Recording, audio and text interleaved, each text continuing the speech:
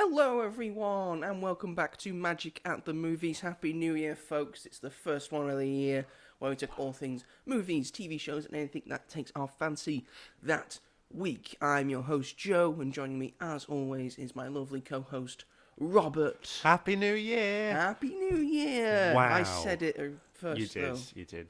You didn't but need to I say said it. it again. You said it again. I did, yeah. That's true. Sorry, that But lemon. I'm just saying there was no need. Because I'd already covered it. That lemon stool outside looks like a very nice dessert I once had in a restaurant. There's a lemon stool outside, folks.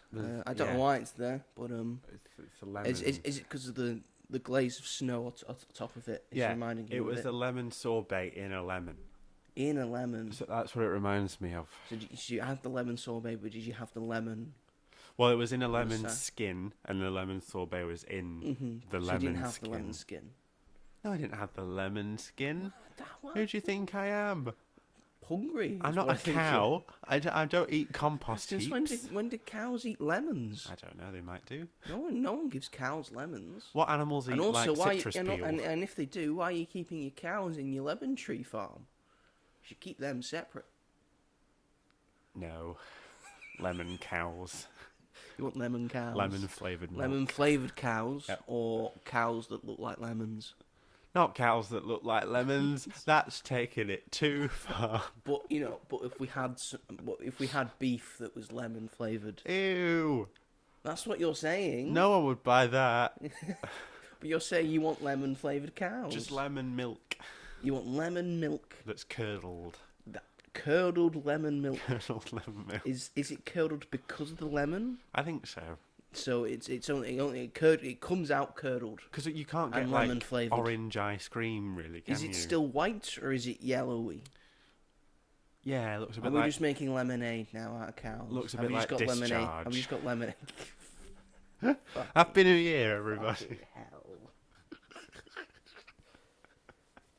I hope some of you were eating when listening to that. Well, I just had lunch. I was close to bringing it up. What a way to start off the new year. Yeah. That was great. Yeah, welcome back to Magic of the Movies.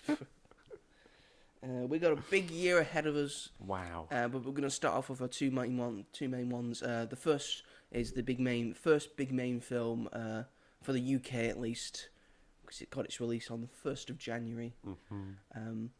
We're going to be talking about Marty Supreme. Wow. As well as the finale of Stranger Things as well, because Stranger Things has concluded. Well, Robert's going to talk about it. Wow. Wow. Joe's seen it on wrestling. I saw it on wrestling, yes. Yeah. Yes, Monday Night Raw did a partnership with Stranger Things, because they're both on Netflix. After 10 years, he finally knows what it is. I already did know what it was. No, you didn't know until you did. watched that episode of Raw. And now I know. Yep. It's very true. Yeah.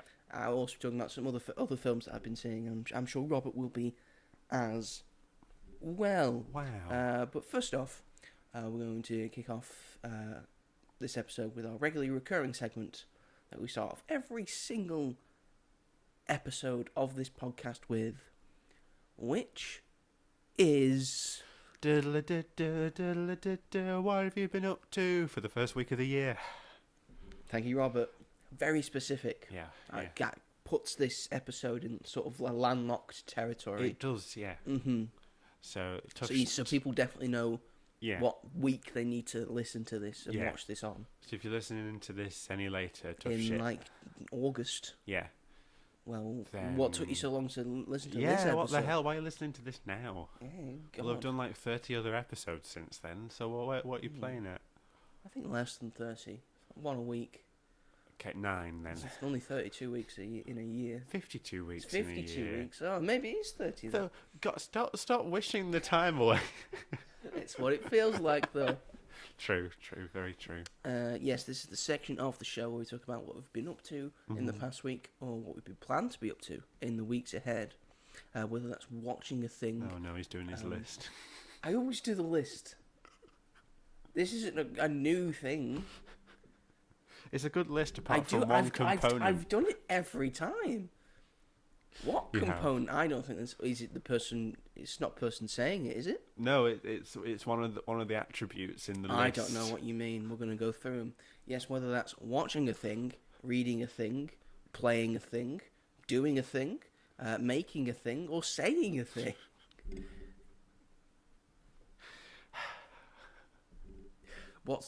Stop sighing. I'm right. And I'm not objecting to You the can fact make a thing. that we've spoken. You can make a thing, 100%. You can do a thing. You can watch a thing. Yeah. You can read a thing. Yeah. You can play a thing. Yep. You can say a thing. And you can say a thing. But You can talk about you saying a thing this past week if you've said a thing important. unless I'm doing some public speaking or... If you've done public speaking, that is the moment where you can talk about saying a thing. But I'll never do that. Or preaching about Jesus. Have you preached about Jesus recently? No. Wow, your soul's going to hell. Thank God. Anyway. With the rest of the gays. Yeah, it's a shame. I'm sure hell's more fun now, though. Oh, 100%. 100%. But heaven has unicorns, according to the Bible. Who said that? The Bible has unicorns in it. The Bible has unicorns in it. So, and anything that anyone ever believes about the Bible is just bullshit because it has If unicorns. it's got unicorns in it and say, oh, unicorns aren't real, well, they're in the Bible. Yeah, exactly. Oh, dragons aren't real, well, they're in the Bible. Exactly. Dragons exist. There you go. Game of Thrones is real, guys. Game of Thrones is real, it's based on reality. Yeah. That's what happened beforehand. Yeah. Lord of the Rings, it's real. Lord of the Rings is real. Gollum is Before real. we had any countries. Yeah. That's what happened. We got rid of those orcs. And then, we had Aragorn on top for quite a while. And here we are. Like, some people say that his name means something different. Yeah. Like, is it like pronounced as Arthur? Maybe it's Arthur to us. No. It's just a retelling of the story of King Arthur, I think. Don't say that. It might be. No. It might be, though. No, but we need to preserve Aragorn. This is me saying a thing. Oh. King Arthur's not real. He didn't exist. No, he's not, but... He's a fictional man. Yeah. A fictional king of England that we all aspire our king to be, King Arthur. And that's a sad state of affairs when our favourite king, King Arthur, wasn't even real. That makes me Name sad. a king that's as good as King Arthur, that was real. King Henry VIII? No. That's not a great comparison to King Arthur. The Margaret Thatcher of the Tudor era. Henry VIII. Yeah. Yeah. Because Margaret Thatcher had 6 husbands. Yeah, going through them. And their heads were chopped off. Yes. At least 2. Margaret the Thatcher. Margaret the Thatcher. She was a Thatcher in her day. She was. She was. Thatched things. She was a Thatcher. And now she's dead. Good. Yeah. Anyway. Long may she rest. Yes. In hell. In the ground. You'll be seeing her soon, I imagine, if you're going to hell. Yes, I will. Can't wait to interview her. She'll just be saying she's not for turning. Anyway. You're not going to convert her. Anyway, kick us off, Robert. What have you been up to this past week, or what do you plan to be up to in the weeks ahead? Well, I had a New Year's Eve.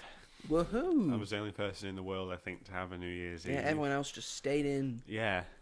New Year's Eve. Went to a friend's house, got very drunk, threw up when I got home multiple times. Discharge and throw up were off to a great start.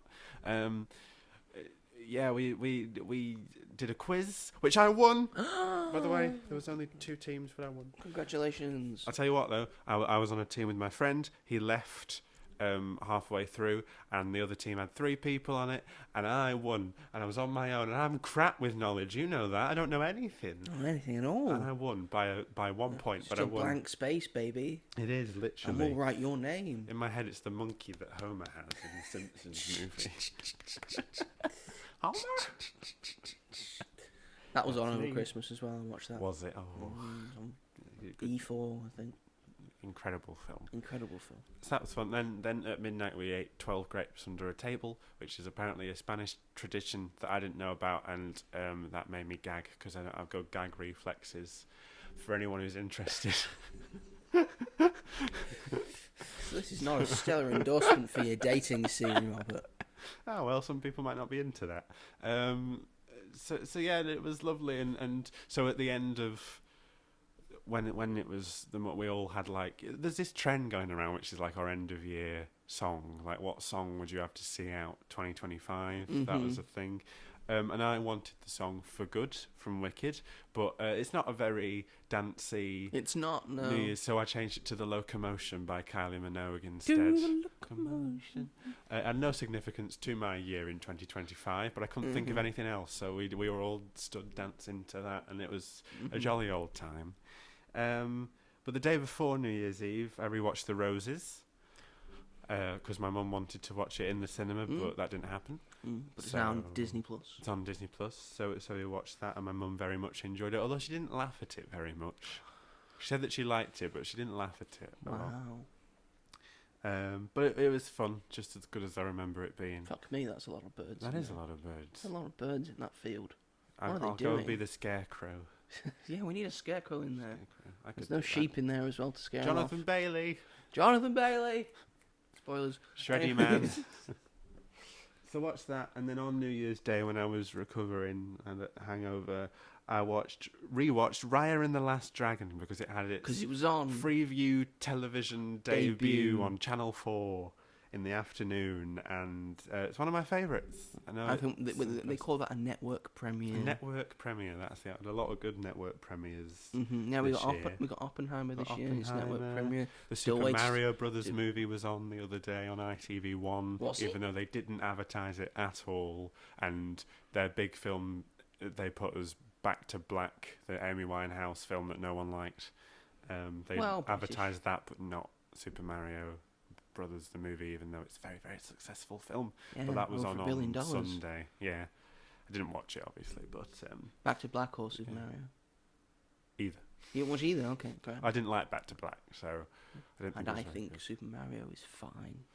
It's just fun. Just a bit of fun, colourful fun. All-night fun time that sort of pretty much gets it right. Gets it right for what Mario is. Yeah, exactly. Gives Peach more agency, which I enjoyed. But I'm still sort of excited for Super Mario Galaxy. I'm very excited. I just hope it's not as short as the last one. But yeah, Raya and the Last Dragon, it's one of my favourite Disney films, which is a very unpopular opinion to have, but I don't care. I'm different, so fuck off. Me and my mum really loved that film, so it was nice to watch it again. Not watched it in a while, so it was nice to... Yeah, it's sort of an underrated gem. It is. You could say. The world building in it is so good, and...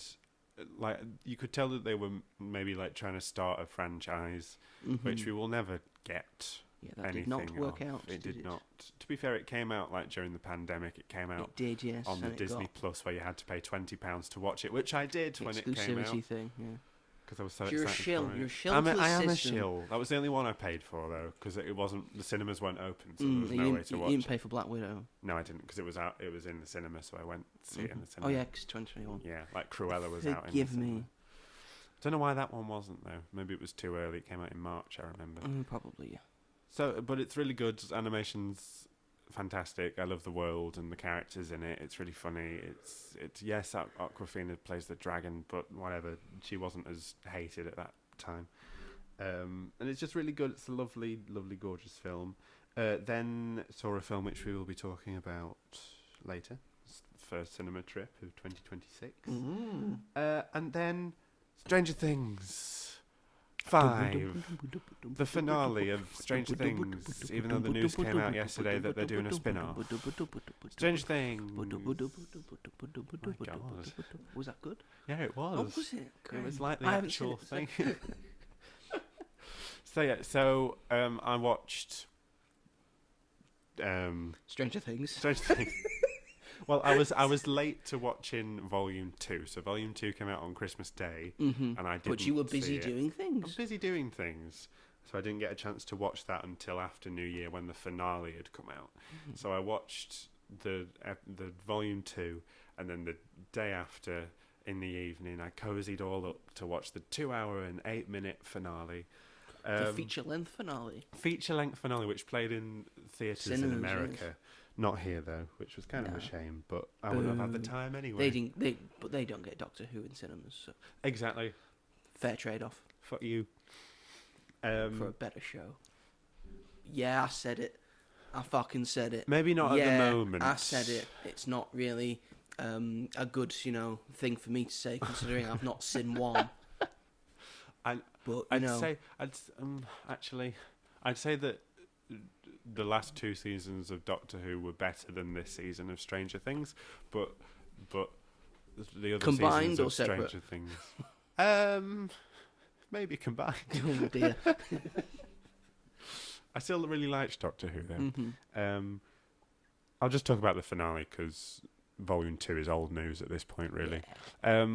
I really liked it. I gave it a 9 out of 10 first time I watched it. Put it on my story. My friend messaged me, outrageous. I touched a nerve, and she was like, "This is a terrible opinion." Yeah, and she sent me a load of voice notes about all the crap in it. And then when she was spit, I was like, "Yeah, that makes a lot of sense." There's a lot of things there's a lot of plot holes, and there are things which I wish would have happened a different way, maybe. And yeah, but at the time, I really enjoyed it. I think it's quite a good send off for. This our reminds main me of the time when I said I liked the finale to Sex Education. Yes, but no one else agreed with me. I liked it. I thought that the last 2 episodes were really good. I liked how they ended. Maeve and Otis was made me uncontrollably sob. And people saying, "Oh, well, why did they just put them together?" And this and these were people who said that they really liked La La Land. Oh well. And it's the same thing. Well, that doesn't make any fucking sense. The ending's the same. They would have never worked thing. out though. Let's be honest. Like it took them 3 seasons to shag. Like Jesus Christ. 4 seasons. 4 seasons to 4 shag. seasons even. to shag. So they would have never stayed together because they're very different people. But what I liked about this finale is that I think I want to say like a good hour and 20 is focused on doing like the big battle, like last standoff, which I thought they did very well. And then the last sort of 40 minutes is the epilogue.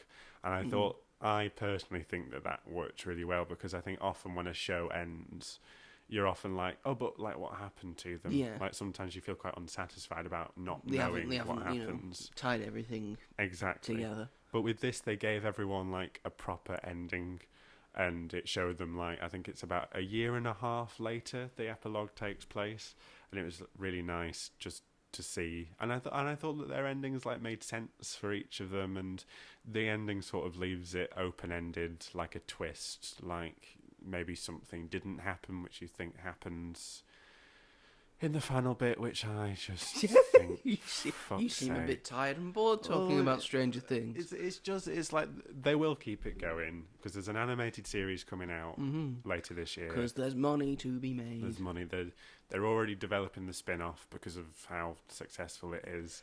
There are numerous spin-offs being talked about, like a Vecna prequel, even though the show is the play is supposed to be a prequel about Vecna, but They're whatever. Doing a play?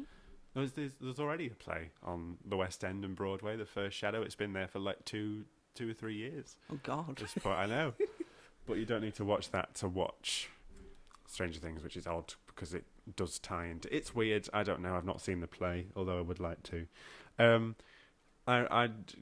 This show, I think, has been consistently fantastic from seasons 1 to 4. I do think season 5 is a little bit of a step down, but I still think there's enough good stuff in there to make it like still a good, solid season of television, which I have really enjoyed very much. And like I said, I thought that the ending was really good. Although there is a certain character that has a coming out scene, and it is one of the worst things I've ever seen in my life. Oh dear. So that was fun. Was it? And that was a big part about season 5 really, and that was shit. But apart from that, Stranger Things, great.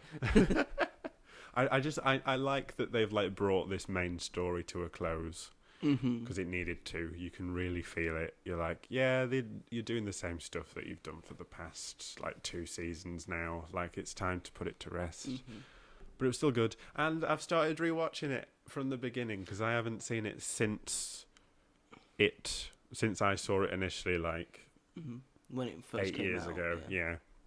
And my mum wanted to watch it, and I was like, I can't watch it with you until I finish season 5 because I'm too far into it to go back and then wait this amount of time when everyone's talking about it. That'll confuse you. Exactly. So we watched the first episode of the first series last night, and they're all such babies. Tiny children. Tiny babies, and they're all so adorable. And now they're all full-grown adults. And now they're all like in their mid-40s, and yeah. But I'm excited to watch it from the beginning because I don't remember fucking anything from season 1 to 3. So me neither. I don't know what's going on. I'm so confused. I think you would really like now it. that it's now it's done, finished. Maybe when I get time and I want to watch something new, maybe I will watch Stranger Things. And you don't have the 3-year gap. But I to do wait for still the need next to season. finish Pluribus, and I do still need to finish Fallout. Right, that's fair enough. You've got things that you're doing. That's fine. Yeah. But I just think it's very you. And we're getting some new TV this year. We're getting. We are. X-Men 97 Season 2, we're getting Daredevil Born Again Season 2. Yep. Less enthused by that one, aren't we? We're getting the Boys Season 5, is it? Wonder Man. I'm excited for that. I think that looks interesting and fun. Waste of money and resources. But they've made it now. So. It's fine. I'll watch it, I guess. It's coming out at end of this month. Yeah. All 8 episodes. All 8 at episodes. Once, That shows you how much they care. Yep. I am quite quietly positive about it. I think it will be. It's not good. a big main character; it's a sort of side lower character, which is what they want to do with Marvel television now. But I think sort of lower tier characters that might sort of be interesting. And Wonder Man is sort of interesting in a way. I like the cast that's in it. Sorry that I've overtaken this conversation about Stranger Things, talking about Wonder Man. Makes sense. But it's different from everything else. It is in terms of how it's being presented through its trailers and its spotlighting things. Having Trevor Slattery in a thing, which is always great. Fun. And Sir Ben Kingsley, he's good in everything. He is. And we've also got Vision Quest. Yes, this year. That's intriguing. We haven't got anything from that, it would seem. Apparently, there's a rumor that Star-Lord might be in that. Oh. And a human Ultron, played by James Spader. I don't know.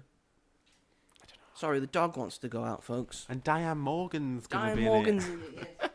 And what's his face from The Play That Goes Wrong and the show that goes wrong? He's going to be in it as well, which is insane.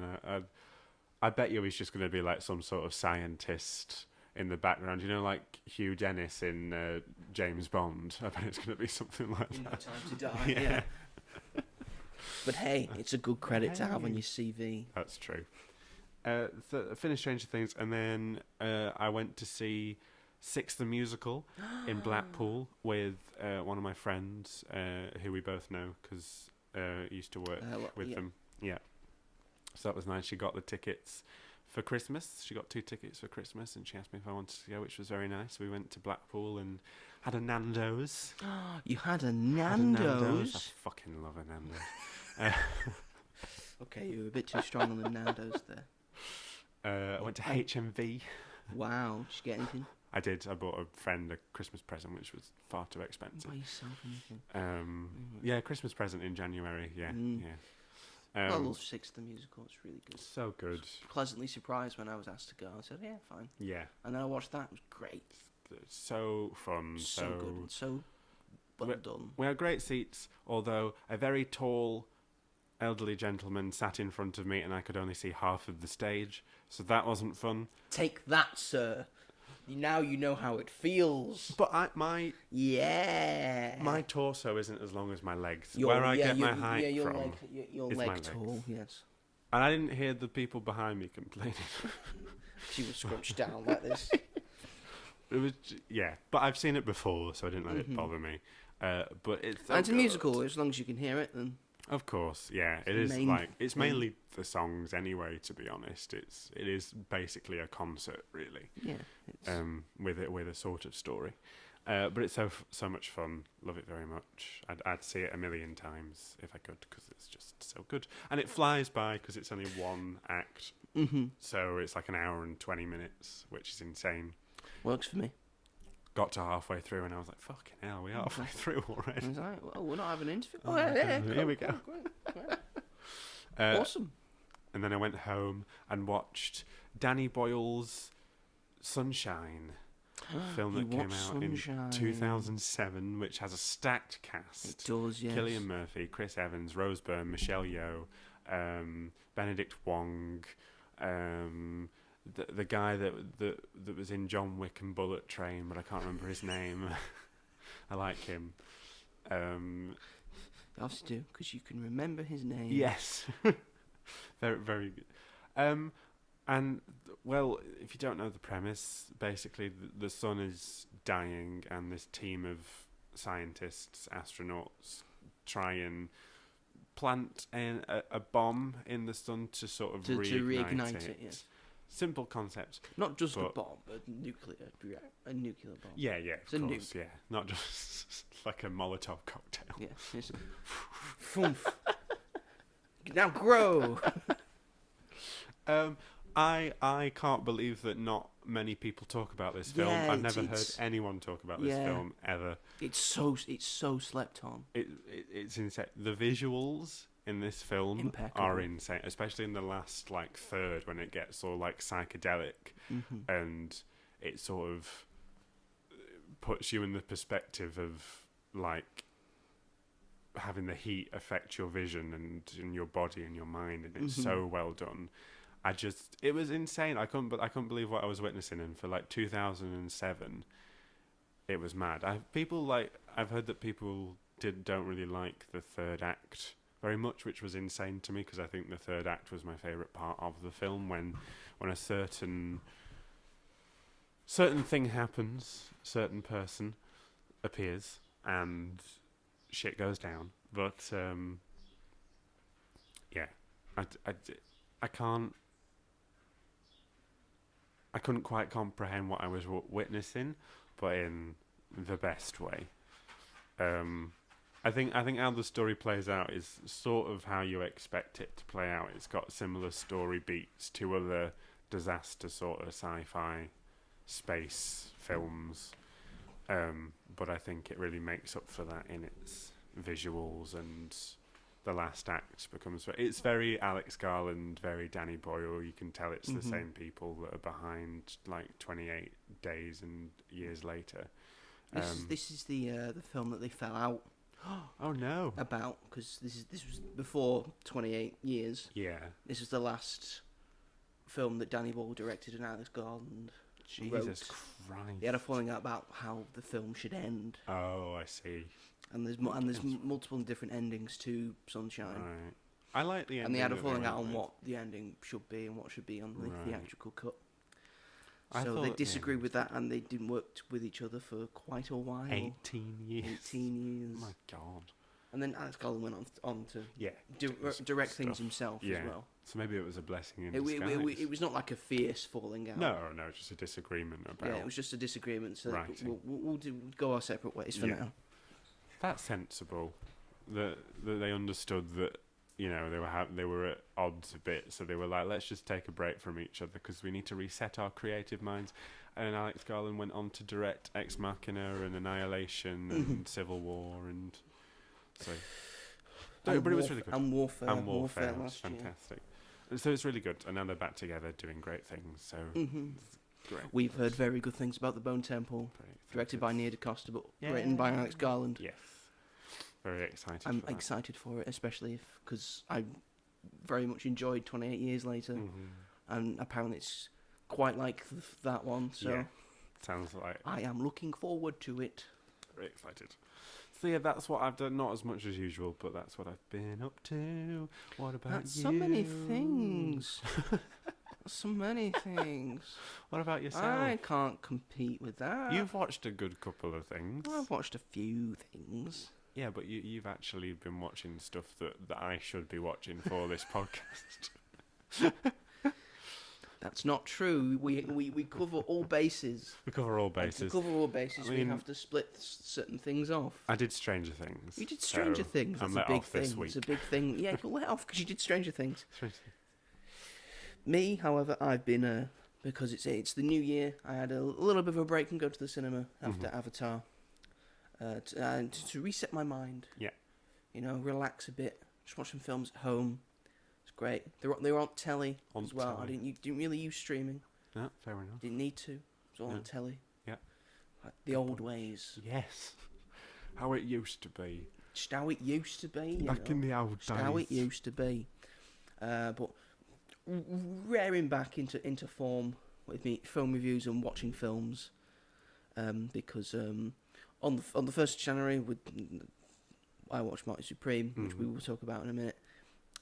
But on the day after, I managed to watch the film Song Sung Blue. Oh my god. Yes, this is a new film directed by Craig Brewer, who did the 2005 movie Hustle and Flow. Okay. If you've heard of it. Nope.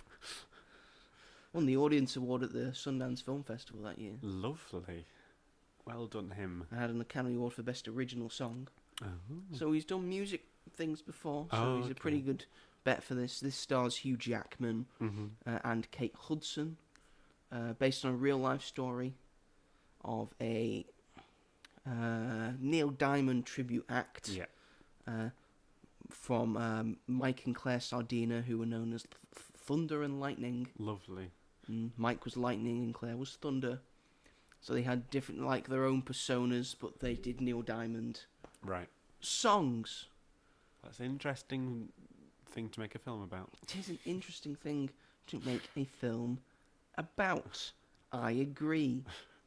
And it goes through essentially their life. It's a biopic in a sense, Yeah. but it's different because it's not about the actual artist. It's about the people who are tributing the artist in a way, and it's got a lot of great Neil Diamond songs in it. I quite like Neil Diamond, so Yeah. I'm quite up on this film and It's its soundtrack as well. It feels different than a regular biopic because of those reasons. Yeah. First of all, it had a budget of $30 million. Pretty decent. Obviously, Hugh Jackman and Kate Hudson Yeah. taking pay cuts. They obviously believed in this in Well this done. film. It currently has a box office of $30 million. There you go. Ding, ding, ding. Hasn't made its money back because of marketing No, of and course. such. But, But, you know, it's done better than, I think, a lot of... sort of broke even, Yeah. in a sense. It's made its initial budget back. Yeah. I mean, my cinema was full. Was it? My cinema was full. Wow. I mentioned further down the line that I also had another full cinema at another movie Yeah. as well. Mhm. Maybe people are going back to cinemas. Oh my god. It's 2026. Normally the year of... January's a slower month, Yeah, but but I've had 2 full cinemas We get all already the so awards far. stuff, don't we? hmm Lucky us. I mean, we'll see end of this week on Friday with those releases how they do. We'll see about 28 years later as well. Maybe we'll have packed ones for that. That'll be fun. I'd like that. I would like to see that. But yes, this centres around the two getting together, both as a duo to do the thing, and they meet, and then they fall in love. They have a relationship. They have a very nice relationship. Oh. I feel as well, like they just Refreshing. love each other, and they're getting married and such, and then the trials and tribulations that they go through throughout the movie. It's got a very light-hearted first half and a very dark second half that comes back into the light. Okay. I don't want to spoil too much Right. for you, but these two go through some trials and tribulations. Oh no. I would say, again, all based on a true story. Yeah. All the things that happen in the movie happened to these people. Right. But there's great set pieces when they're like singing in bars, different Neil Diamond songs. There's a great Sweet Caroline montage. Yeah. That was it's the idea of we're at the low rung now, but you have to just play the hits first. We can't just do a normal set that what Neil Diamond would do, like he'd finish with Sweet Caroline. Mm-hmm. No, you have to do you just start with Sweet Caroline. You have to get these people into it. Get everyone hooked. And then they're big and successful in their area, and then being given an opening act for Pearl Jam. Right. Like a big band at the time, like a big deal, and then the end it finishes with them like selling out that arena that they were in when they were supporting Pearl Jam. Right. Like filled it up, and Neil Diamond tribute act filled up an entire state like an arena thing. Bloody hell. Like a theatre. Yeah. Mostly because Neil Diamond was in town, and then the people who couldn't get Neil Diamond tickets went to there. Right. But that's a great moment. I like the chemistry between Hugh Jackman and Kate Hudson. They really elevate this film, I think. If it wasn't those two, I think the film, I don't think would zing as much. That makes sense. And their chemistry together and their obvious passion for both acting and music. Because Kate Hudson has done music as well. She has an album out now, I think. Yeah, I think she's put a bunch of songs together. She was in Glee over the years. She bit. was in Glee. Yeah, she's a performer and does sing, and now she's finally doing an album. So she's big passionate about music and stuff. And Hugh Jackman, of course, he sang a lot and he loves musicals. Jean Valjean. He's a big musical fan. Jean Valjean, of course. P.T. Oh, Barnum. hello, brother. Bless him. And The Greatest Showman, yes, And The Greatest of course. Showman. Yes, he's a big music fan. If he wasn't Wolverine, he'd look very different. Yes, their chemistry's really good through the trials and tribulations. The up-downness of it works for me. Okay. Again, I think I preferred the first half of it to the second half of it. Right. The second half gets a little bit slower and more contemplative, and there's less music in it, in a sense. I think the first half of the film is sort of what they advertised, Right. and the second half is the surprise. Okay. And then the surprise, they're trying to elongate it. A lot of people are down on this film for some reason. Maybe it's because they don't like Neil Diamond or they can't relate to... Well, why have they gone and seen it then? I don't know. That's the trailers and the advertisement doing their work. Yeah, maybe it's because of that. But in my cinema, like people like close to the right of me, I heard them crying. Oh. So they obviously impacted by it. Sad film then. It's a sort of sad film, but it's heartfelt Okay. and emotional, and I think it gets it right. And the idea of the two characters, the two people, they've both got kids and family before they found each other, and then those two families connecting with each other through the film, and then him connecting with her kids and her connecting with his kid. Yeah. I think it was quite beautiful to see. I just think it was a beautiful movie that I think just has so much life and heart in it, of the idea of pursuing your dreams and going after them through thick and thin, and knowing what you want in life, getting through the trials and tribulations, and just being able to do the thing you most like to do. I think that's a great message that it puts out as well. Yeah. So if you have a chance to see Song Sung Blue, I think it's still in the cinemas. Yeah. By all means, I think you will have a nice time. I think this is a very you movie. Really? Robert, regardless if you know any Neil Diamond songs beyond Sweet Caroline, there is a part in this movie where Lightning is very upset that no one else knows anything from Neil Diamond except Sweet Caroline. Yeah. Because he has other songs. He has other great songs. Other songs, guys. You ever heard Forever in Blue Jeans? It's a great song, that. Nope. And Crackling Rosie is another great song. And Song Sung Blue. There you go. The title of the film. He's a recovering alcoholic as well. I see. So it's because his story is Mike, he was in Vietnam Right. and saw some shit. Right. Then became an alcoholic. That sort of broke up his first family. Mm. But then he's recovering from it. And at the start of the film, I think he is 25 years sober. I see. Right. Mhm. Okay. That's interesting. So it's those sort of dramatic beats. Mm-hmm. Right. He actually doesn't have a beat where he sort of goes back to the drink. Oh, that's good. I actually quite enjoyed that. There's a Yeah. moment where he like checks like an old toolbox and he finds like a bottle of beer in it. Right. Just sort of smiles at it, and then he goes back into the house and just pours it down the sink. Good. Like he has no moment where he goes back to it, which I think is really good to see. Could have very easily. Not saying, oh, people relapse all the time. Like he's not relapsing. No. He is committed to this. That's refreshing. Mhm. Yeah. And then they have the idea of alcoholics and addicts. When they don't have the thing, they just find another thing to be addicted to. Yeah. And he's becoming addicted to music, which is fair enough. Which is fair enough. Does I sound think that's. good. I enjoyed it. I know a lot of other people don't enjoy it. I don't think it's got bad reviews. No, it's not too bad. Critical response. It's got 75% on Rotten Tomatoes. That's fine. Mm-hmm. Especially for nowadays. And then it's got a 63 on Metacritic.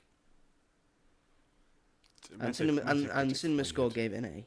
Oh, there you go then. So there you go. And that's people coming right out of the cinema, isn't it? Like they Mhm. give them a card. Give them a card. Say, what do you think? It's an A. Yeah. So I think, and again, a very good soundtrack. Yes. Especially if you like Neil Diamond. 100%. And all sung by Hugh Jackman and Kate Hudson. Very nice. Again, very good performances by Very those good two. performances. You'd be there for that. And then, as well as that, I think either yesterday or the day before, I think it was the day before, I watched a film on Netflix that I was not able to see in the cinema. It got a limited release in cinemas because it's a Netflix thing. Fucking. But it was a sort of Christmas film. Yeah. This is Goodbye June. You may not be familiar with this, but this is the directorial debut by one Kate Winslet. Winslet. Yes, this is her first go at being a director. Yeah. Which she also produces it and stars in it. Mm-hmm. It's also got Toni Collette. It's got Johnny Flynn. It's got Andrea Riseborough. It's got Timothy Spall. It's got Stephen Merchant in a sort of smaller role, and it's got Helen Mirren in it as well, who plays June, Oh my titular god. character. Yes, it was released at the Curzon Mayfair Cinema on the 3rd of December. It got a limited release from the 12th. I think there On was that a week, limited that week release. from the 12th, and then it was put on Netflix on the 24th. Yes. My mum got to watch this film before I did. Oh my god. I came home one day and she was watching it. Lindsay I went, is a "Nah." cinephile. Yeah. She saw that it was intrigued her, Yeah. and then she started watching it, and she said to me, "Yeah, you're gonna cry." Yeah. I cried like 5 times. Jim. Yeah. It's a very sad movie. It's Mhm. about a family, and it's sort of a disjointed and collapsed family that don't really talk to one another's things. Yeah. There's 3 siblings, and they're all sort of different from each other. Well, 4 siblings actually, all sort of disjointed from each other and each other's families, and then they're sort of slowly brought together by the fact that their mum, June, played by Helen Mirren, Yeah. is going back into hospital because her cancer's come back, and there is no way to operate on it anymore because of how old she is and how much effort it would take. So these are her last moments that they're going to be able to spend with their mum and with their grandmother and all of that, and it just the days and the weeks of her slow decay Yeah. leading up to Christmas. And is she going to make it to Christmas? Yeah. Because it's like the start of December. And then they're having lovely moments between different families, but then them trying to get together finally for June. And Timothy Spall plays her husband, who sort of seems like he's not caring a lot, Right. but then he gets a huge moment at the end where he's showing it in a different way, and then he really comes through. For a first directed thing, I thought this was extraordinary. A lot of people aren't as up on it as I am. Right. Think, oh, it was okay for a directorial debut. I say to them, have you no heart? Have you no soul? Yeah. Have you no understanding of how British people act with each other and talk? This felt very British. This felt very lived in. I understand these characters. I understand this family dynamic. Yeah. I understand the different people feeling the certain way, because I have siblings and I have a large extended family, and I know this is how we talk to each other. I know this is how we interact, and when we fall out, this is what happens, and all that. And people that have gone out of their way and they're travelling just to meet each other, and then the surprises, and there's good times in the bad times, and there's bad times in the good times, and all having them together. I think this was a beautiful showcase of that, and just the idea of Britishness and how we deal with loss, and the different ideas of how people deal with loss and grieving, but then having to watch it as well as it slowly decays, and then trying to get one more sweet moment with that person. Performances all around are really good. I think it really exudes what Kate Winslet's trying to do with it. Kate Winslet's again great in this, as she's in all things. I really enjoyed Toni Collette in this. Helen Mirren and Timothy Spall, I think, are my standouts for this, because I think this is a stellar cast. They're going to excel whatever you give them. And a lot of the criticisms are that they elevate a sort of mediocre script. I don't think it's mediocre at all. Well, his son wrote it, didn't he? Joe Anders wrote it. Screenwriter, American-British actor, son of actress Kate Winslet and Sam Mendes. Sam Good God, Mendes, she's married to Sam Mendes. I did not know that. He was. I think that's their child, but I think she's with somebody else now. Why is he Joe Anders? Joe Alfie Winslet Mendes is his full name. Oh my God, there's a lot in that. Yeah. Don't know, why did he go as Joanne? It's by the by. It's probably some reason. It's by the by. It feels British. Yeah. I think is the script, which is what I enjoy most about it. It's heartbreaking. It took your heartstrings. I know you're a big crier, so there's no way when you watch this that you're not gonna get through it unscathed. I think that's why I haven't yet. Yeah, you're gonna cry a lot at this, and it's quite a lovely Christmas film. As well. We need more lovely Christmas films.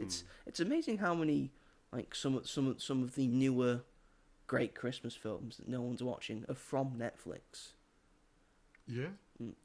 Klaus is Netflix original. Carry On's Netflix original. This is a Netflix original. I think a lot of people watch Carry On though. That was very popular at the time. It was like one of their most watched films, I think.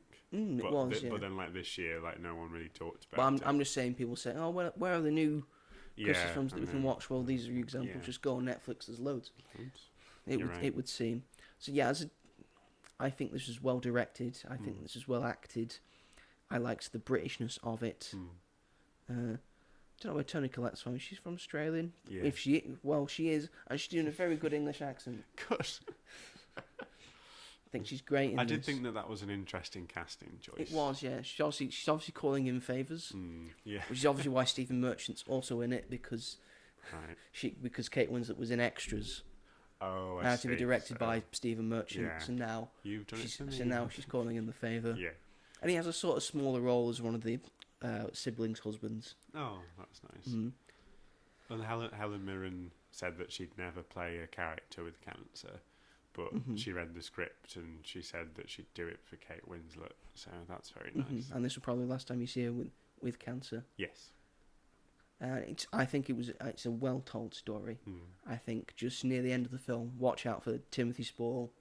I think he gives a wondrous performance of how a husband in that stage of life might deal with it. Right. and when he's confronted of you're not acting sad enough. Yeah. He's dealing with it in his own way. Yeah. So I haven't reviewed this on the YouTube channel because it's too far gone. Right. I think if I was going to give this a grade, it would be a 10 out of 10 for me. I adored this film. Would be in your top 10. I thought it was so lovely. Yeah. It's the best film I've seen so far this year. What? It's up against two other films. If we would have done like the top 10 of 2025 episode today, that would have been in there. Quite possibly, but I don't want to be levied by recency bias. Okay, that's fair enough. So I have to give other things more choice and opportunities than other things. Yeah. But quite possibly, you never know. It would have been on the list. Mm-hmm. So yes, that is pretty much what I have done with my week. The big main things. Yeah. No, At least, shall we move along to our main topic of discussion? Yes. Why not? Because a new big film is out, for us at least. Is it? Yes. Came out a little bit ago for... Really weird release. Schedule, yes. Because I know people that saw it on Christmas Day. Yes, they had UK. like they had a Boxing Day limited release until the 1st. And the 1st was its full release in the UK. It's Marty Supreme we're talking about, folks. Oh my god. Yes, this is the newest film starring Timothée Chalamet. His latest big go at trying to get that Best Actor Oscar. Indeed. Trying to beat the youngest Oscar winner ever, which at the moment is still... what's his name? I do not know. He won for the pianist. Oh. Adrian. No, what's the name? Adrian Brody. Was it It is Adrian Brody, yes. He's still the youngest ever. I think he was 27. Really? I want to say. He's now a 2-time Oscar winner. How old is Timothée Chalamet? Mid-25, I want to say. 25, 26. Fucking hell. I know. Right. It's annoying. It's annoying, isn't it? How do you think I feel? Oh my god. Look at him as being all the shows. All the shows, all the films. Mm-hmm. Yes, this is directed by Josh Safdie. Mm-hmm. The Safdie brothers went their separate ways this past year and directed 2 different films. Both about sport. Yes, that's true. Both about sport that we normally don't cover. Yeah, not completely far away. With two actors, 2 well-known actors. Yeah. One's on the up and up, and one is trying to recover. One's on a bit of a down. One's on a bit of a down. He's trying to improve his image. Especially this year. Uh-huh. So Ben Safdie did The Smashing Machine. Yep. And Josh Safdie did this. Mm. This stars Timothée Chalamet. Yep. Gwyneth Paltrow. Odessa Ezion, who's in the Netflix series Fam, Grand Army, Love LA, she's in Hellraiser, and The Inhabitant. This is her first big movie role, I believe. She's like his sort of girlfriend, not sort really of girlfriend, not really. She looks so much like Tatiana Maslany that it's a younger insane version of that it's Tatiana not her. Maslany. Yeah. It's all I could think about. I was like, oh my god. I'm about to say Tatiana Maslany. I think a bit old for Timothée Chalamet. Yeah, then again, I think so. he does it with Gwyneth Paltrow in this. That's true. Yes, this had a budget of between $60 and $70 million for a film about ping pong. That's a lot of money. Or table tennis, depending on what you want to call it. And it currently has a worldwide box office of $58 million. Pretty good for Sort of doing all right. for art house cinema. It's Art house cinema. A24's most successful. And it's film, A24's most successful movie which is or opening, yeah. quite a big. Because it has just opened in the UK, and I think worldwide it's had a bit more time in America, so maybe this will do all right. Maybe. Yes, this is about a man who really loves ping pong Yes. and thinks this is going to be big for me. Yeah. I've got a dream. I'm going to be a big table tennis star. Nothing's going to stop me. Mm-hmm. And that's what he does in the first 30 minutes and the last 30 minutes, and then in between that, whole lot of shit goes on. Oh my god. Holy shit, a lot of shit happens. It's the Safdie brothers moniker of having two big things in the start at the end, and then having a bunch of shit happen to the main to the main protagonist in the middle. It's you see it with Uncut Gems. You see it with most of their films. Smashing Machine less so. Yeah, I think that was. I think that was more cut and dry.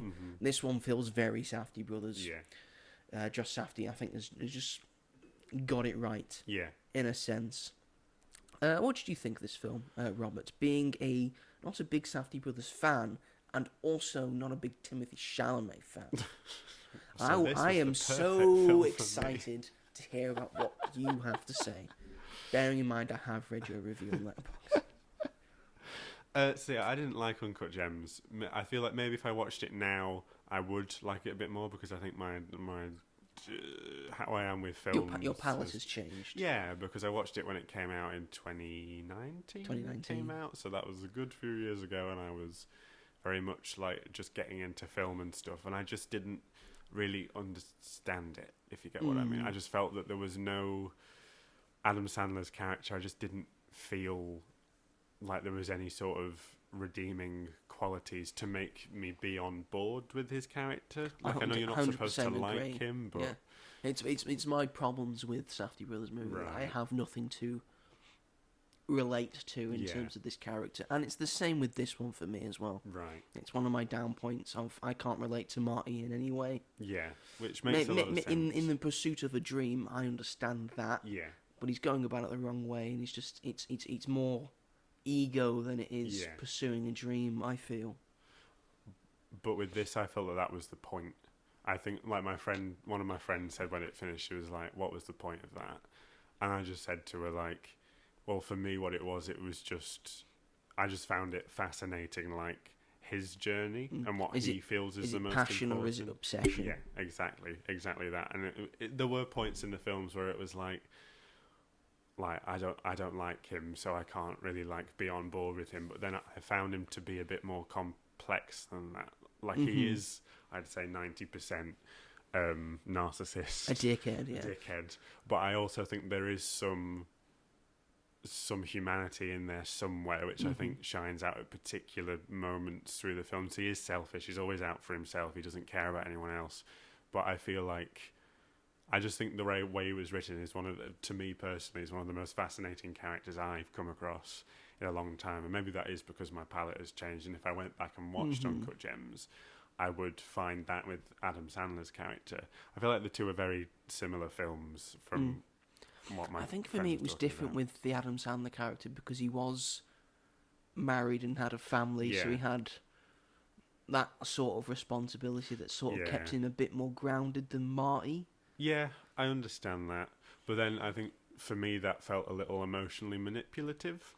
I remember at the end they showed like a montage of his little girls and his wife, and I was like, don't you try and make me feel sorry for this piece of shit. Like, this man has done terrible things. Oh yeah, he is cheating on her. Yeah. So I was now that I recall. But I understood why they did that, because he's still a human. He's still a man who has children and a family.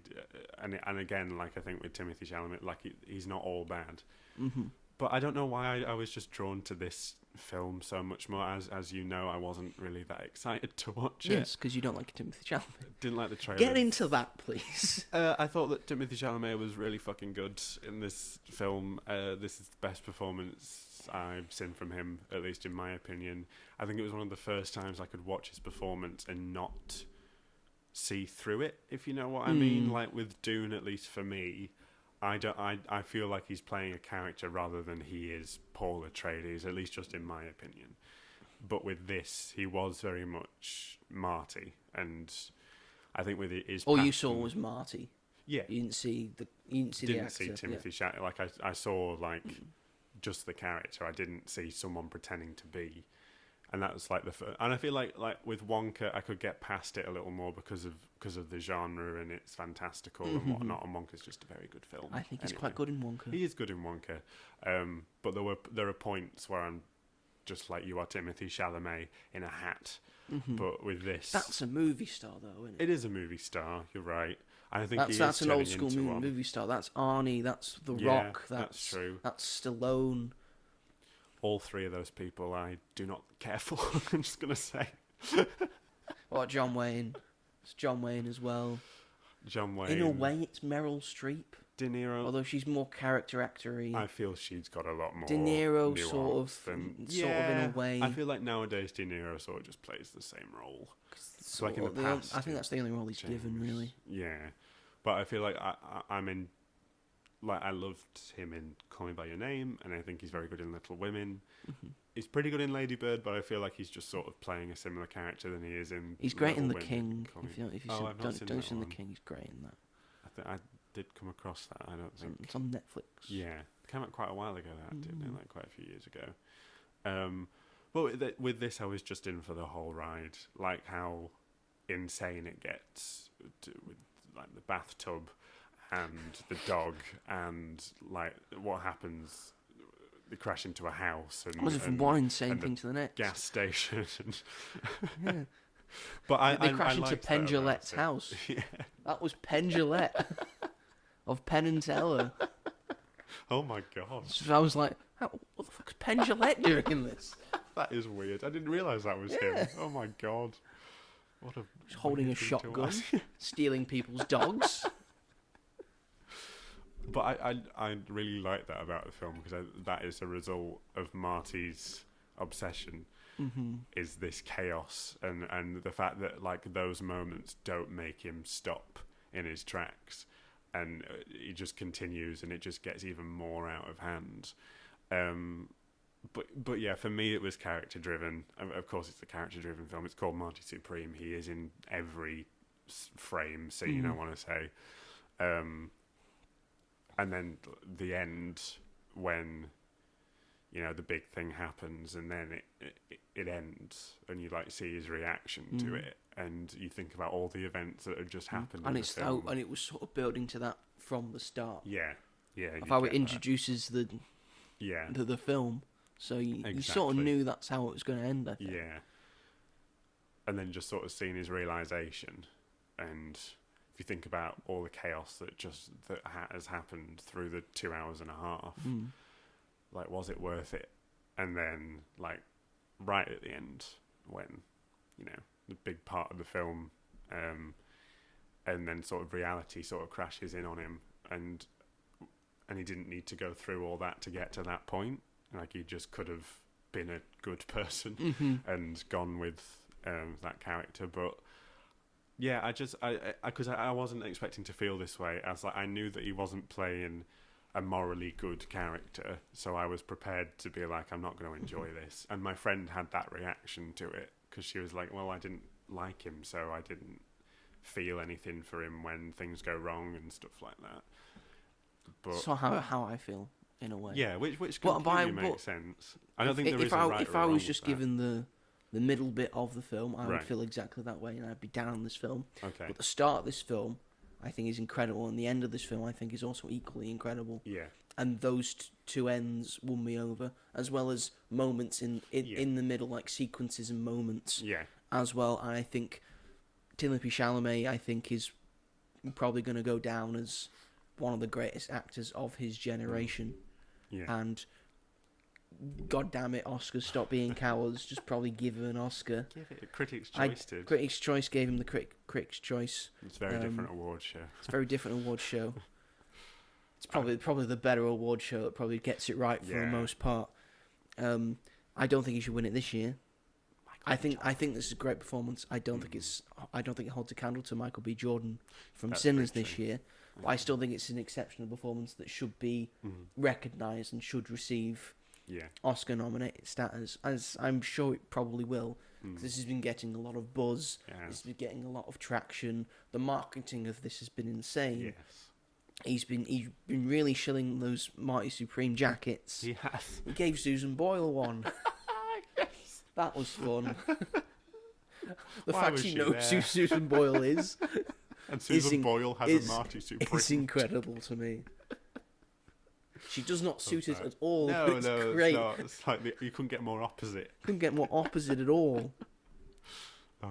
Tyler the Creator's in this as well as his. Who does he play? His other friend, with the taxi. Oh, that's Tyler. That's Tyler the Creator. Oh, he's pretty good. He was pretty good in this. Yeah. As well. Again, the first 30 minutes of this when he at the first table tennis world championship tournament. It's great. Great character work. I think it ends the best way. Yeah. And the sort of his crash out and then blacking out to that, and the end when he finally has the final showdown. Yeah. And proves himself, and it's just elation for him. I think that's awesome. That works very. I was on the edge of my seat for that. I thought that was exceptional. Because you didn't. And when it just gets down to the brass tacks of this being about table tennis, being about ping pong, and then getting from that end to that, I think it does work for me. Again, I'm not as up on it as you are. I'm slightly more down on it. I thought this was going to be very much the other way around. Yeah, I did give it. I did give it 4 stars. 8 out of 10. So I still think this is a very good film. I do not think it's going to win Best Picture, though. Probably not. I do not think Timothy Chalamet is going to win Best Actor. Probably not. But I think it deserves the recognition. And this will be nominated, won't it? Of course, 100%. It'll be one of the front runners. It's a popularity contest, it's the course. Oscars. You've got to be popular to get into the 10. Yeah, I think we sort of know that One Battle After Another is probably going to win. Yeah, it's a shame. It should be Sinners, though. It should be Sinners. Should be Sinners. I'd love it to be, but I think it's because like Paul Thomas Anderson, his work, you know, how many films he's made, how many great films he's made, and never won an Oscar. Very much like Christopher Nolan. Give him Best Director then. He don't need to win the Best Picture. But then the producer wins the Best Picture. But then Ryan Coogler could win Best Director. Like you just never know. You never know. It won't go to Sinners because it's a genre film and it isn't a drama. It's creative. It's a horror. It's about vampires. But I think this is when the Oscars need to change how they do things, because the industry is going more towards horror. Yeah. Horror has been on the up and up. Who is voting for these things?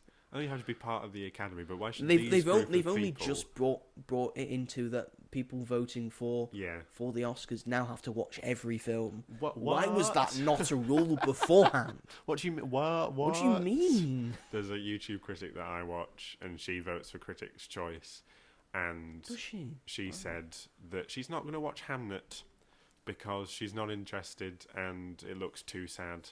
And I was like, it is your job. That is your job. To watch. It's been nominated. Watch it. That is not fair that you can be like, oh, I loved this. I haven't seen this though, so I'm not going to vote for it. You should not be a part of that.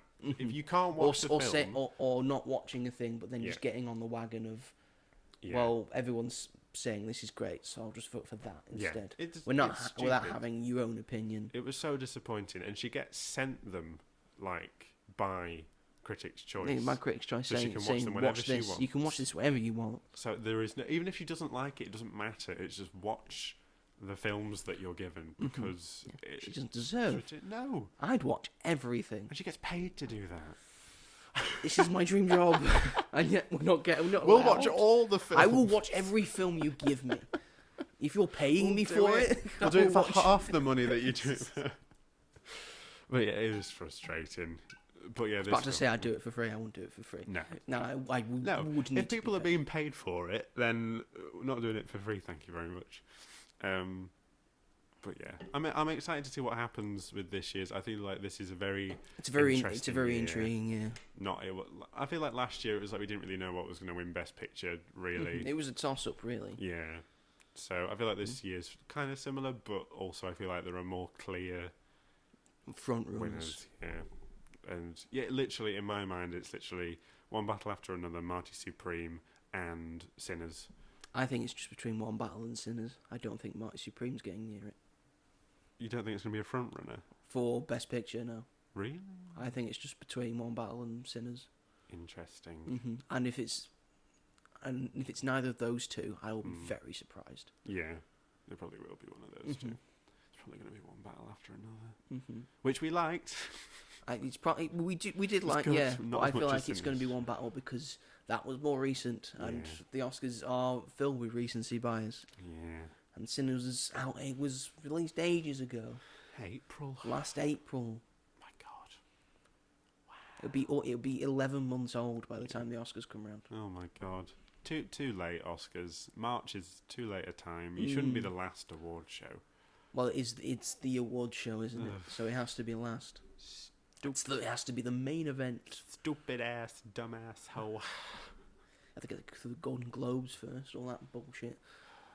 Now that's a popularity contest. Best comedy, one battle after another. What? Well, hang on a minute. You saying that's funnier than The Naked Gun? Okay, Golden Globes. Okay, Golden Globes. Okay. You keep saying The Tourist was the winner of Best Comedy when in the year when Bridesmaids came out my God. and wasn't even nominated. Okay. I love award shows. They are really good. Oh dear. I think you want Best Musical Comedy to be won by Wicked for Good, though, don't you? Oh, of course, but it's not going to be. It's not going to be, though. Is it a better musical than Naked Gun is a better comedy? That's an interesting question. Is it as good a musical as Naked Gun is a comedy? I don't think you can compare the two. But you're going to have to compare the two because they're in the same category. That just shows why it's a dumb category. It's a good, dumb category. Give them their own categories. Even though I don't think many musicals came out. There's not enough musicals and comedies to have their own categories. Well, in our award show that we are making, they're in the same category. This is what should be the award shows. Mm-hmm. Different genres. The musical comedy category that I'm looking at right now, at the moment, only has 2 sort of musicals in it. Yeah. And that's because I had to put K-pop Demon Hunters in there as well. That was like and I think I may have to take that out because it's also in Best Animation. Yeah. There was Snow White. That was a musical. I don't think that's a Best Picture winner though, is it? Because just to clarify, we're making our own film award show. Yeah. There will be no overall Best Picture. We'll just be awarding for genres. So the film that wins for its genre will be the best picture for that genre. Yes, exactly. As we should. All award shows should. Mm-hmm. Yeah, and the big final award will be for Best Director. Yes, that's how it should be. As it should be. Yeah. And we've got a stunt category as well. Yes. It should have been a thing ages ago. Ages ago. But my best actor long list is getting very long. I need to cut some of these names. But yeah, I love Marty Supreme. Marty Supreme, fantastic really good. film. It would be in my top 10. Go watch it. It's a sort of original movie. It's sort of loosely based on someone's real life. Yeah, which is insane. Which is insane. Again, loosely based. He's used a lot of dramatic effect for this film as Josh Safdie. I nearly gave it 5 stars. You were very close. nearly. I feel like if I watched it again, I might do. We'll see. But yeah. But yes, please support this film. I think this would, again, an A24 film. Mm-hmm. I think if this does quite well, I think it spells good news for the future of movies. Yeah, I feel like I'm just gonna say I don't understand audiences anymore. I don't understand why some things do so much better than others, and then some things that should do really good just don't do as well. I just don't understand. Just don't get it. Don't understand moviegoers. No. Like the fact that the Minecraft movie made nearly $1 billion last year. I can sort of see that with the family audience and the fact that Minecraft is so popular and everyone was going to make fun of it anyway. I understand that, and it was like but the fact that if people didn't go there to make fun of it, it would not be anywhere near that. Not as good. No. About 500, 600. Probably that's a accurate estimate, I'd say. Or maybe even 400, 500, because families would have gone and realised it's not very good. Yeah, because it's not very good. No. Let's get into some Letterboxd for Marty Supreme.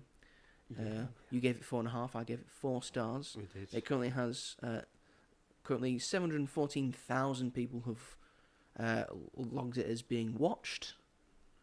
It currently has an average rating of 4.3. That's very high. That's high. That's very high. Like me that one time in college. Wow. Yeah, it's just saying a whole lot about you. College for us or college for America? Me. College for us. So, like A-levels? Yeah. Like when you were 17? Yeah. Good God. Or maybe 18. Wow. Again, Robert has a review on Letterboxd. Go read it. It's quite a very good... Do it. It's a good review. Here's some other popular reviews. This is a 4.5 star one. They've put Marty Mauser, WW Willy Wonka. That's fantastic. It's good, isn't it? This is a 5-star review. Tricks you into thinking it will be a normal sports movie for 30 minutes before evolving into the most batshit, nightmarish, Safdie-esque Safdie comedy of errors to date. Yep. The third act of this might be the most exhilarated I've been by a movie all decade. I agree with that last statement. Yeah. Exhilarating for the fact that they were just playing table tennis. Yes. Another 5-star review. Timmy dropped his fat little nuts on everyone with this one. It's a very accurate way to describe Timothy Chalamet, I'd say. Fat little nuts. Here's a 4-star review, bit of a longer one. Overall, very entertaining film, which is hilarious and pretty tense, but best thing about it was the performances. Timmy, Paltrow, Odessa and Zion, and even Kevin O'Leary were all really good. I do enjoy the drama of depraved character doing riskier and riskier things, but I do feel it got a little repetitive. I also agree with that as well. Of saying, he's doing this thing to get this thing. Yeah. But I feel like he's already done that thing. If you get the sense. I disagree. Okay. Because, yeah, I have my reasons. Unlike Uncut Gems, building from small to large, eventually resulting in the ultimate sowing of what he reaped. I don't think the payoff in this movie was great. He really did win in the end. He showed he was the best in the world and has a family to love. I kind of wish he failed at some point, or he had a more tragic ending. Overall, it was very entertaining, awesome performances, and I had a great time. I don't agree with that last statement either. Sorry, I just saw it a bit differently. I can see the thinking because Uncut Gems did have a sort of build-up of a comedy of errors until the crescendo. This one goes up and down. Yeah. I feel like because it goes big and then it goes sort of, and then big again and then sort of little. I feel like when he wins, he doesn't win. If that makes any sense. Like he just sort of realizes that he's not particularly excited when he wins. He's like has that second of like, oh my god, and then he takes that moment to breathe. And I think you really see in his face that it's like, was this all worth it just for this? And then he goes back to his home life. And he isn't anybody at that point. I thought it was the idea of he proved himself, he beat the best in the world. Yeah. So he can call himself the best table tennis player. That's what he wanted. Yeah. But is that when really what he wanted? When he found out that he wasn't going to be at the tournament. Yeah. So this is his chance to prove himself that he is the best. Yeah. So now he can say he's the best. But is that really what he wanted in the end? In That's one what set, he though. Thought he wanted. In one set, though. Yeah, that's what I'm saying. One set. He did very well. In that one set. Table tennis tournament's over 3 sets. True. Here's a 4-star review. Opening credits? Question mark? Yeah. That was funny. And someone has just hearted this film. This is a movie that I watched that I believe is good, but I do not believe it is as good as I was expecting it to be. It's a shame. And my smaller review was there's a fine line between passionate and being a prick. Yes. And this guy's doing star jumps on said line. Very true. Which is very true. And you see his bum. You do see his bum. You don't see anyone else's bum except his. It's his actual bum. Actual There was a whole arsehole. article about that in Variety. Yeah, that's my actual bum. Didn't get a stump. I did not have a stand-in. Didn't get Joey Tribbiani in to be my stump bum. No, that's my real bum. I was being paddled. My real bum was being paddled. Just out in the open in front of all those people. In front of people, yeah. So yes, Marty Supreme, a film we liked. I loved it a lot. I thought it was great. Yeah. It's more than liked. Yes. I thought it was great. And he loves it, despite not liking the Safdie brothers and despite not liking Timothy Chalamet. I think it's because I had such low expectations. It's nice to be surprised. And Kylie Jenner was wearing orange for him at the Critics' Choice Awards. God, don't ruin it. No. She was matching. I still don't like him in real life. I think he's a right weirdo, but whatever. Most actors are weirdos, though. Yeah. Is that a show or I've just noticed on Letterboxd that when you go on Marty Supreme, it turns the Letterboxd logo into 3 Marty Supreme ping pong balls. That's cool. It doesn't do that on the app. Must just be a laptop thing. Yeah, just have a look. Have a good old look there. Yeah. Isn't that cool? I don't know if you're just on the Marty Supreme. I love it when Letterboxd does little Easter egg things. Okay. It's so like when you log. Yeah, it does like a different thing. Yeah, like Mission Impossible, it does it for, and when you shake your different phone. Thing. Yeah, it's just when you go onto Marty Supreme, and then it goes back to normal feeling thing. All the great things. Anyway, shall we call that a day, or do we want to do another thing? It's up to you. What are you feeling? Are you feeling spicy? Well, because it's the start of the year. Yeah. And because our last episode we looked at the films that are coming out this year. Well, we did not necessarily say which ones we are most anticipating. Yes. So maybe we should do that. Oh my god, what an idea. What an idea that I just came up with just now. What You didn't was give that? me that idea before the show. No, You didn't do it at all. not Everything's me. off the top of my head. I don't exist. That's why I'm the leader. Very I'm the true, front very runner. Robert just says things. So yes, we're going to cap off the show with our sort of top 5 most anticipated movies that are coming out this year. Kicks off, Robert. Going from like worst to best, but like best to Five better. to 5 to 1. 5 to 1. Disclosure Day. Steven Spielberg's Yes, of Disclosure course. Day. Yeah. Just for the sole fact that it's a Steven Spielberg. Steven Spielberg, after all, yeah. And He's gone back. He's exciting. going back to sci-fi and You know, like space. sci-fi. It looks intriguing. Emily Blunt, Josh O'Connor, Count me in. and some other people, but I can't Other remember. people. Looks really good to me. Yeah, Was Benedict Wong in it? I think so. Did I see Benedict And Wong? like the marketing for it's been quite interesting so far, and it's aliens and yeah. That's why I'm looking forward to. How about you? You do your top I'll five. do my top yeah. 5. 4 is Wildwood, which is Leica's new animated film Oh, okay. after, God, the last one came out in 2019, so 7 or 8 years since. Yeah, I'm just excited for some more stop motion animation. They showed an exclusive like clip at the end of the Paranorman re-release, and I couldn't believe how seamless it looked, how it moved. Angela Bassett plays a giant eagle, so that'll be fun. Cool. So I'm The looking role forward she to it. was born to The role do. she was born to play. Number 3 is Supergirl, Of course. because I think the trailers did look a bit Guardians of the Galaxy, but I'm still looking forward to it anyway because of Millie But Alcock. you're saying it like it's a bad thing. Well, it's just do something a bit different. Do you know what I mean? Like we've had Guardians, and But it's also not James Gunn directing. it this isn't film. James Gunn directing it. But I think he's had a big say in what. Well, he did happens write in it. He did Supergirl. sort of write it. He yeah. did write it, so I think that says a lot. But it's really weird that they were very much like read the comic, and then a lot of people who have read the comic and seen the trailer have said it's not really like the comic at all. So that's weird. Mm-hmm. I was expecting like Thor Ragnarok, but a bit darker, if you know what I mean. And Well, we haven't seen it yet. we haven't seen it But yet. you're still anticipating it. I am. Just looks a little bit small in scale so far. Number 2, this is going to be very controversial, but I don't give a fuck. Wuthering Heights, Emerald Fennell's Wuthering Heights, because I'm looking forward to that. I'm looking for. Everyone's already judged it already, and it's going to be so many fucking men bitching about it when it comes out. They'll go and see it. I think that this looks interesting and different and new. I think Emerald Fennell knows what she's doing. I trust her creatively. Promising Young Woman and Saltburn were fantastic films.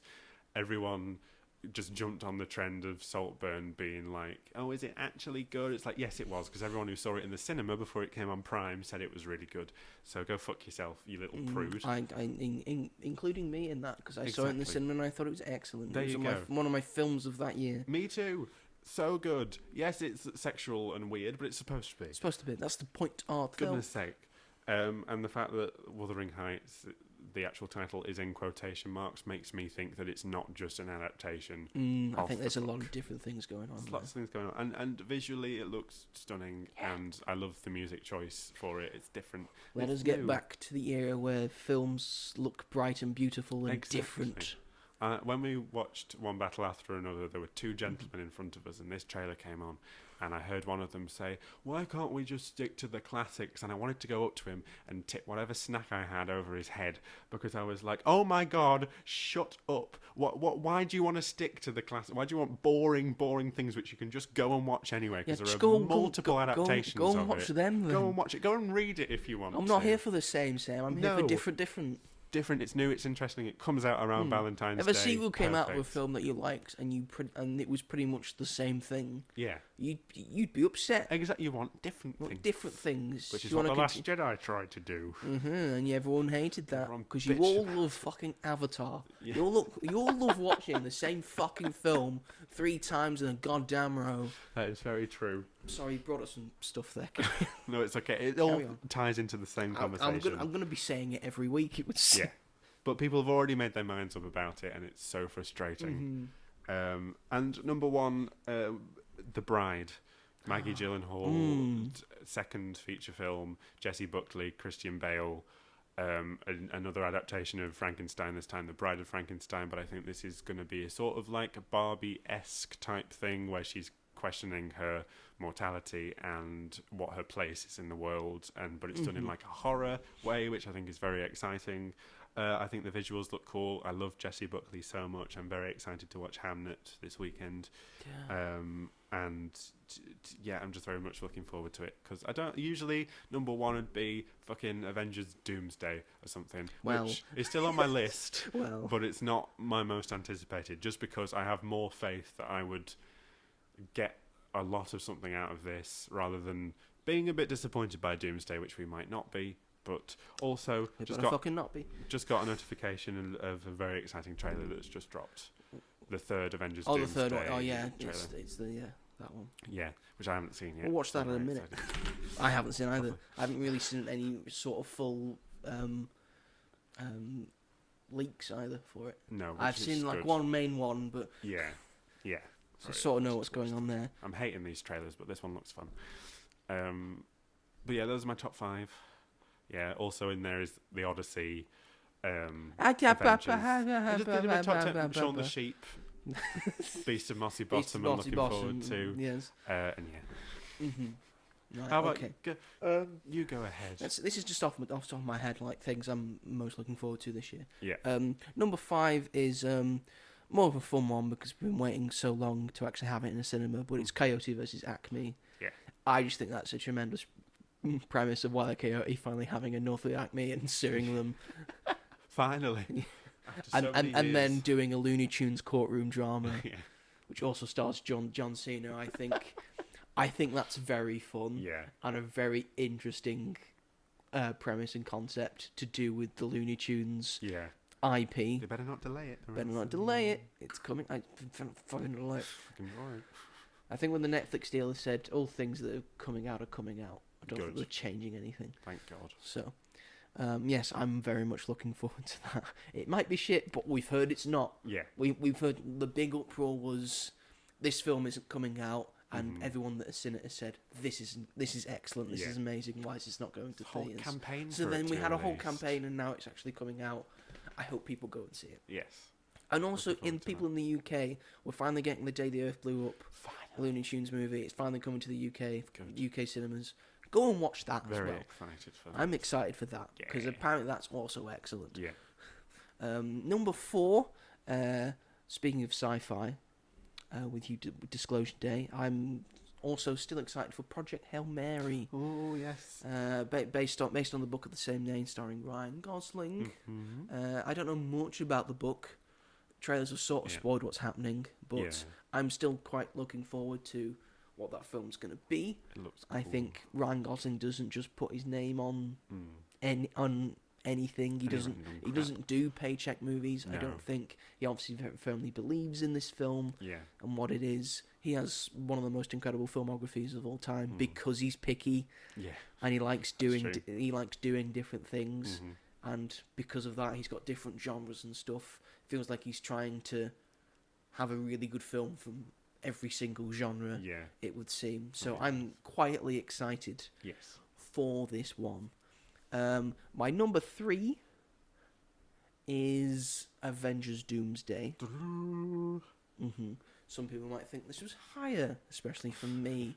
But yes, we've been getting all of the sneak peeks and trailers. Robert's down on them. He thinks, full teaser trailer. I'm sort of excited because it's trying to do it in a different way. Yeah. Having 3 little mini teasers. That Thor one was boring as fuck. It wasn't boring. He's going back to serious thought. It's a serious matter. And he's got his Infinity War look back. I hope he's not completely down. It's important. I think he's going to have... I think he's... Thor Ragnarok Thor. That's what we want. I don't want Ragnarok Thor. I want Infinity War Thor. Who's got some jokes, but he's very serious. That makes sense. And that whole speech with Rocket of saying, I'm 1,500 years old. And what more can I lose? That's the Thor I want. Yeah. of him. He could be jovial and have jokes, but he has a purpose. Yes, that makes he's going sense. towards a thing. I feel this is what the Thor we're gonna get, and especially with the fact he's got a kid now. Yes. Hey, all three main Avengers, they're all dads now. And again, we're getting the new one, the X-Men theme, Doctor Doom one, I think it might be. Yes, again, that has got me excited for it. I was excited already with the teasers from Thunderbolts and the teasers from Brave New World and the teasers from Fantastic Four. All leading up to that, I'm sure we'll get one from Spider-Man as well. And apparently we might be getting a thing at the end of the re-release of Endgame as well. Interesting. I would have gone to see it again anyway. Desperation. Which is fine. We have no more films to put a teaser for Doomsday in, so let's just re-release it again. Everything. It deserves to be back on the top of the #1 box office. Avatar does not fucking deserve it. It's only back there because James Cameron had to re-release it. Yeah. And he needs 3D. He needs 3D to get all that money. Avengers didn't. It's the only film to make $1 billion in a fucking weekend. Yeah, that's true. Avengers Endgame. Remember the fucking name. I'll defend it to the day I die. That's a great movie and a great conclusion to the Infinity Saga, despite the fact it isn't. It's Far From Home. But never mind. To the casuals, it is the end. Yeah. Which is why none of them will come back. Maybe they'll come back for this because it's an Avengers movie. I'm very passionate about Avengers and Marvel. It was my dream to see them on the big screen, and I got them on the big screen. And people went to see them, and people were finding out about Marvel, and they're becoming household names. Yeah. That was my dream, and it finally happened. It's very And now Marvel has sort of segued and gone down a bit, and I want it to go back up. I want people to look back and say, "Oh well, Phase 4, 5, and 6 they weren't very good." There's good stuff in there. Yeah. You even know there's good stuff in there. Of course there is. Loads of. I don't think I've hated anything. I don't apart hate from anything Secret apart Invasion. from Secret Invasion. One of the worst things I've ever seen, but I'm still very excited for Doomsday. When the new big teaser trailer comes out, I'm sure I'll be like, ah! Like you are for Wicked. For Wicked, I am for Avengers. I'm for Marvel stuff. But it is only my number 3 most anticipated. My number 2 is Spider-Man Brand New Day. Yeah. Most because of all the filming we saw when they were filming in Glasgow, or Edinburgh, was it? They were filming in Scotland. I think it was Glasgow. I think it was Glasgow, yeah. Glasgow, and all the stills and the shots. We got that one shot of his back turned. Like, Jesus Christ, you could just make that the poster. There you go, sorted, done. Sorted, done. It's been done for you. Just pay the person who took the picture. And all of that stuff around it, all just the rumours that we've got sliding around, the fact that we don't have a trailer for it yet is intriguing me. Yeah. And the fact that we don't have a trailer for it, we're going to get some more trailers for Avengers Doomsday. Yeah. Despite the fact that Brand New Day is coming out before it. Yes. It intrigues me, it entices me. It's Spider-Man at the end of the day. People love Spider-Man. Yeah. No matter if you're up on Marvel or down on Marvel, people go and see Spider-Man because people love Spider-Man. He's the most relatable and loved superhero of all time. Yes, he's not the number 1 superhero, Superman, Batman. Then it's probably Spider-Man and Wonder Woman. Yeah. That is the Mount Rushmore. But if you look at merch sales, if you look at comic book sales, Spider-Man is number 1. Yeah. Everyone loves Spider-Man. Spider-Man. I love Spider-Man. He's my favourite superhero. I know, basic bitch answer. But it is Spider-Man. I am looking forward to this. Looking forward to the fact Tom Holland's back. He's giving it his all once again. All people that might be in it, might not be in it. I am looking forward to this film. Yeah. However, it is only number 2. My number 1 most anticipated film for next year, from all the trailers I've seen, from the facts I've read, the story, it's The Odyssey. Mostly because I've all the other interpretations of The Odyssey that I've seen on film and TV, they've not been the best. They've done their best, but it's a hard thing to adapt. However, if anyone's going to adapt it and do it well, it's probably Christopher Nolan. We trust him. We trust him with our lives, because at the moment, still, Christopher Nolan is the only auteur director that still is able to do big budget cinema do it well Mm-hmm. by making good films and then also doing well at the box office. Yeah. He's probably the only one still going. Mm-hmm. And I think people are enticed by this. I think people are excited by this. Yeah. I genuinely can't wait to see what this looks like Yeah. on the cinema. I may go against my opinions of saying IMAX does nothing to add to the cinema experience, and go to Manchester and watch this in IMAX. Like Tron Ares. Like Tron Ares. I really wanted to see that in IMAX. IMAX 3D, no less, to give me an even bigger headache. If I can get an IMAX screening, that is. I love that you broke your rules just for that. I mean, we were doing something that day, so You bought it fucking made tickets. sense. I didn't want to see it in. I didn't want to see Tron Ares in IMAX. It made it a better It would not have experience. mattered. The 3D was good. It would not have mattered. It would have looked just as good the same. I disagree. The fact that is the first movie that will be shot entirely in IMAX, which is insane. which is insane. I want to see what that looks like. Mm-hmm. So yeah, that's my most anticipated movie this year. Odyssey. I got very flustered there, and I raised my It's all voice right. too much. It's alright. Got very excited It's fine, don't worry. and very defensive, I feel. Not me at all. It's okay. Or is it? I don't know. How do you think about me? What do you think about me, Robert? What are your actual thoughts on me? Bit of a twat, if I'm That's honest. fair, that's fair. You're a passionate person about the things you're passionate about, and that's good, because people need to be passionate about things that they're passionate about. Marty Supreme. Exactly, but maybe not as... But I'm still a twat. Not as twatty as Marty. No Well- one is. Well, you're a nonce. Anyway. What? What? It's not true. It's not true. We're being silly and mean. Silly and mean. Or just silly. We never Or know. just silly. Is that the show? I think that's the show. That's the show. Thank you. Cockaroony. What? Cockaroon. I don't know what that is. I But say, it's your I name. say, I say, I say I cockaroon. say, boy. Thank you, everyone, for watching and listening to this episode of Magic at the Movies. What listens to us ramble on near the end of this. We very much appreciate it. Yeah. If you are watching this on the YouTubes, feel free to like this episode and then subscribe to As Yet Untitled, and then leave a bell notification so you never miss an episode Ding ding. of this podcast or of any of the film reviews that are on the channel on the YouTube Shorts section. I have reviews out for Marty Supreme and Song Sung Blue if you want to check them out. They're also on TikTok as well. Look up Magic at the Movies.